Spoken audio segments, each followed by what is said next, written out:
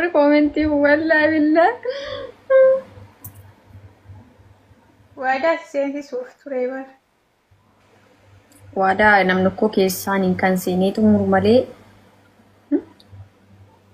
Ammuma walaloon aan jedhee ammoo waadaa na seensisaa. Nifate Oromoo.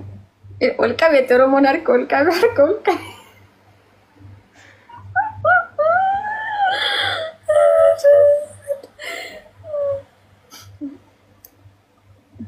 Aishi. Akkamati. Nagaa kee wallahi alhamdulillah. شو أخبار جديد؟ كل يوم نفس الشيء. والله. ماشي.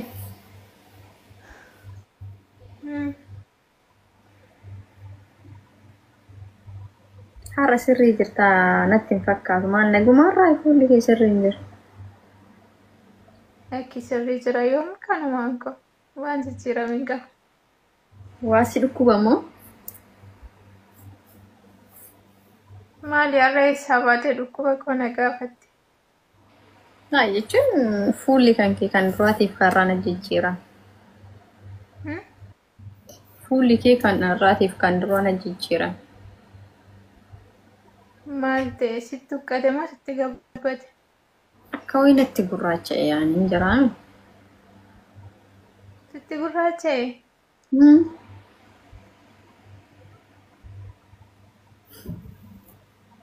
Gaa'is fuulli kiyya gurraacha'ee jira?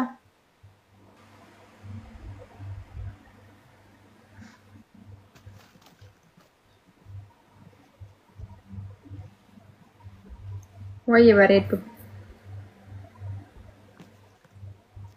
Warri koomintii sinna siraata godhadha namoonni tokko tokko.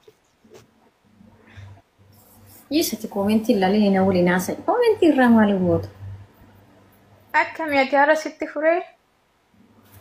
Qallaal na fure lubbuu. Waan fe'aa akka waan nama fe'aa baadhateetitti narraa gadi hiikkate sun jira. Yaada sitti duudhate moo? Riba malee waan bulaa jirtu jennaan. Ati samuuna kana wayyaa jirta har'a garuu waan waa sidduudhatee roina fakkaataa beekan fuula ija kiyya ta'ee.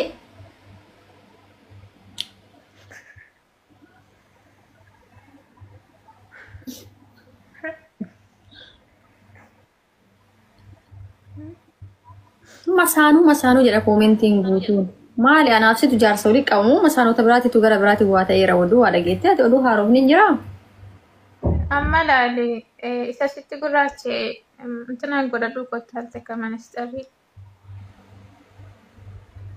Habiibti manaa cireen irraa ijji keenyaa sirriin argitee garuu jechuun sirriin jirtu dhugaa rabbi alaafisumee waan hundumaaf geerimaa. Gaafa onneen nama sirbitu nama sirriin arganis hin jammaadha. Onnee sirba jedhanii? Sirbuu qofa waan fiigaa jiru wayi fakkaata. Miskiina. Onnee sirbaa jechuudha. An sirrii argaa jira barsiitu sirrii argaa hin jiru mana. Gaafa onneen nama sirbitu yoo jettu yaani onneen na sirbaara jechuu kan keenatti fakkaata. I think akka yaadatte. Uummata ni taa'aa godha. Taaptaappi itti mudan.